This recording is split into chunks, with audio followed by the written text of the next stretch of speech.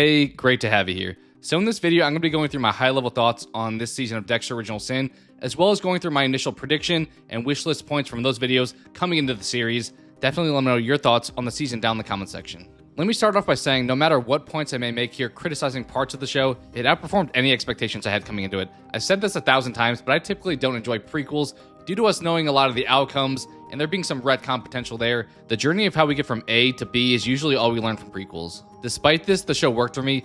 I wasn't quite sure after episode 1, but we wound up going down new paths that made the week-to-week viewing interesting while also mostly sticking to the original story. I'll get into some of this later on, but they did ignore some things, like Vogel comes to mind, which it may make some fans happy to hear that it sounds like Clyde Phillips will continue to disregard her since that wasn't one of his creations. I probably won't do another Dexter season rankings just yet, but perhaps as a tease, this season likely falls somewhere in the middle of the now 10 seasons of Dexter, probably in that 5th to 7th range. It doesn't match the level of the top tier early seasons of Dexter, but it's earned its place in the franchise. And if I'm giving an overall rating out of 10, for now I'd probably place season 1 of Dexter Original Sin at a 7 out of 10, which is a pretty strong entry point for this new series. And I say new series because we got multiple indications from the creative team that they plan to continue with Original Sin, at least for season 2, uncovering more of that Dexter lore, such as when he starts to wear his standard kill outfit. And with all the positive reception we got from fans, I'd put getting a season 2 at probably a 99% chance at this point.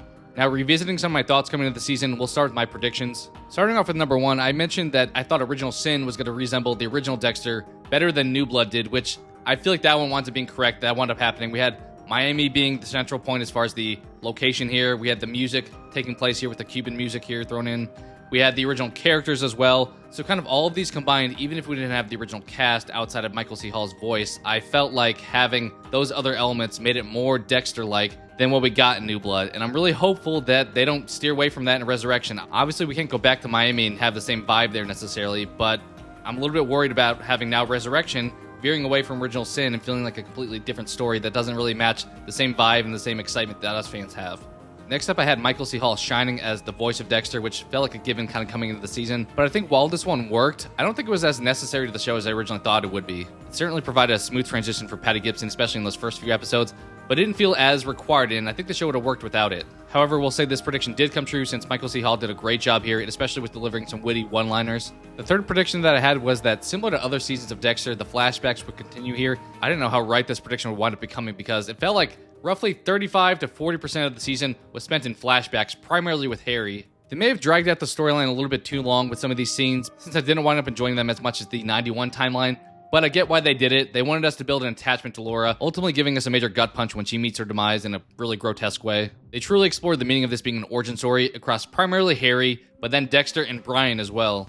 At number 4, I said there were going to be crossover scenes between Original Sin and Resurrection. This technically became correct from the very first second of the show when we got the New Blood ending, leading into Dexter being rushed to the hospital. I do wish they closed out this season of Original Sin with giving us another tease towards Resurrection, but maybe they felt pretty comfortable in having a season 2 of Original Sin that they decided it wasn't needed. Some of this prediction is still yet to play out, since I do think in Resurrection they'll probably give us some Original Sin flashbacks using the cast from Original Sin, which will be kind of a fun inverse of us getting more excited for Original Sin, which is not something I thought I would say coming into the season. Then finally, at number 5 for predictions, I said we were going to have a famous actor have their character die in the show, primarily Dempsey or Sarah Michelle Gellar.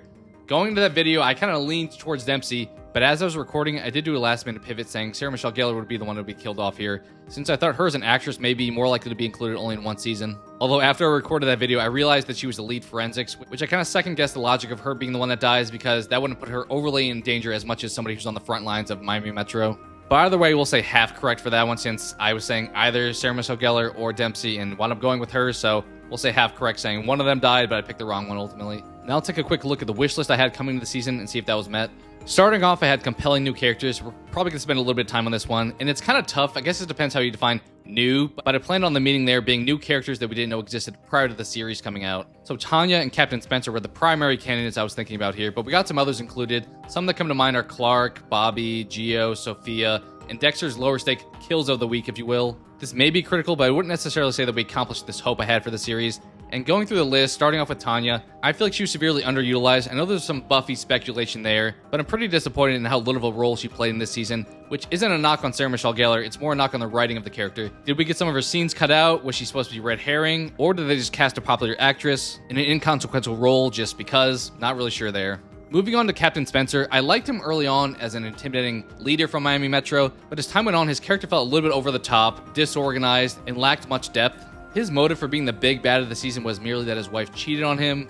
We never got clarification on Nikki being his kid or not, but my thoughts are it doesn't really matter if Spencer's kid is Nikki because, in his mind, he's not his kid. And overall, it just felt like he went from being so calculated to being a manic mess by the end. And maybe I'll do a big bad tier list in the future, but for now, he probably wouldn't rank too high for me personally. Clark was a nice surprise inclusion, and he may have been my favorite addition, but I feel like once they introduced him as a likable character, we would get less and less of him per episode, him being completely absent in some of the later episodes. Bobby overall was solid, but once again, not a major focal point for the season. At this point, unless they do more development in Season 2, Gio was pretty much strictly a red herring here, and another older guy failed relationship for Deb.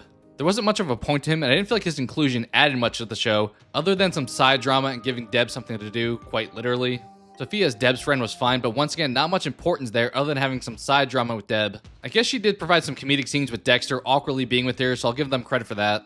And then the other characters that Dexter killed along the way, thinking of Levi Reed, Mad Dog, and Ferrer, I think they did overall a pretty good job. Not much to really call out there necessarily, but pretty decent kill of the week kills for Dexter. So as a whole here, I would probably say they did not execute with this one as far as having new compelling characters. We had some that I liked for the most part, characters like Clark, but overall, as far as having these new compelling characters that superseded the original cast we had, I don't feel like we necessarily did that in this show. Next up at number 2 on my wish list, I had having an upfront villain, so creating a lot of intensity and interest for fans early on as far as gaining that interest and not having fans tail off from the show and not want to watch it anymore, but they didn't wind up really having that problem even if they didn't have an upfront villain here. This one, as mentioned, didn't really wind up coming to fruition. The first episode was mostly recycling what we knew of Dexter's origin as far as Harry and the nurse. We did meet the captain early on and saw the kidnapper doing his actions, but we didn't get that reveal until later in the season. They treated this big bad as more of a mystery, whodunit for the first half of the season, and when I did my killer prediction video halfway through the season, I did have Spencer on the list as far as the final 4 options that would be available, but I personally was hoping they were going to go down a different path and not pick the obvious choice as far as the big name actor in the prominent role and his kid being kidnapped, so they kind of picked the predictable route, but either way, in going with Spencer, I think I would have preferred spending more time with Spencer early on and really developing that villain in the same way we got somebody like Trinity, especially because I don't think we got much incremental value after the killer reveal. But then again, maybe that's why they kept it hidden for so long, because they didn't find the killer overly compelling as compared to the mystery of us trying to find out who the killer is. So yeah, definitely didn't have an upfront killer in the show, but as mentioned, it wasn't really needed to keep fans' attention. At number 3, we had tactfully add some backstory, which they definitely did here and did it well in my opinion. The new details we got here from flashbacks gave us new information as far as who Harry is. Granted, some of it feels a little bit conflicted with the original James Remar Harry that we got in the original series, and I know some people have stated it could be chalked up to James Remar being Dexter's memory of Harry, not actually being how Harry was, but I don't know if I really buy that, and I don't know if I really like that excuse even if I did. In my opinion, the best backstory that we did get in Original Sin was with Brian's backstory. We did seemingly get some retcons here and there with him, but I like learning more about Brian, and going into the series, that's not something I thought I would have wanted. Granted, I don't think he needs his own spin-off. I think it works better in small chunks like we have here in Original Sin, but I was happy to have it. Maybe we'll get a handful of additional scenes with him in Season 2, but I don't think they should overdo it. I know some people have speculated that he ultimately kills Harry, which would be our 3rd iteration of the truth of how Harry dies. I think going with that approach would be fine as long as they execute it well, but overall, I'm a fan of the backstory that they did add here. At number 4, I had provide some Easter eggs to the original series, which, even more than adding backstory, adding Easter eggs was a slam dunk in Original Sin. Some were extremely obvious and others were a little bit more subtle. I could go on endlessly with what they did give us here, whether it be the Brian details, a Trinity nod, or Miguel Prado in the flesh. It was definitely fan service, but I was all here for it. At number 5, I have them putting together a very strong cast here. This one I think they nailed as well. I already covered the new characters, so I'll touch on the OG Miami Metro crew. Masuka and Batista I thought were fine. I don't think they were really necessarily large value adds, but I appreciated seeing them again. Hopefully we get more usage out of those two in the next season. Maria I thought was great overall. I feel like Christina Milan really nailed that role and really encapsulated who Maria is. Estrada, Jimenez, and the other cartel members I thought were fine. Nothing really of note to call out other than their decision to pick somebody really shredded to play Estrada. The actor who played Brian did a great job really recapturing the intensity of the Ice Truck Killer and embodying that role. Once we got to his reveal as far as being behind the other murders, I think Brian shined much more than Captain Spencer did here as far as the iconic killer from the season. And I think without his inclusion, the ending of the show probably would have fallen a little bit flat. Molly Brown as Deb, I think mostly did a good job here. Deb can be tough to watch at times, but I think that's more of the character than the actress. Christian Slater as Harry, I've gone a little bit back and forth on. Early on, I didn't like the casting as much, and they made some changes to Harry's personality and backstory. But as the season went on, I grew to like the casting and character more. Although as far as from this list, he probably varies the most as far as the actor and character from the original being a little bit different. Finally, last but not least, we have the man himself in Dexter. No matter the casting here, I didn't think anyone could play Dexter as well as Michael C. Hall does. That may still be true, but I think Patty Gibson did an incredible job here. He captured many of the mannerisms of Dexter, and after the first few episodes, I really viewed him as Dexter as opposed to just being this show's version of Dexter.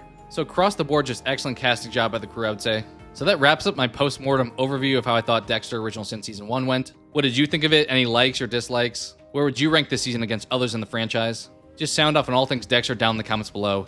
Thank you so much for watching, and I hope to talk to you again soon.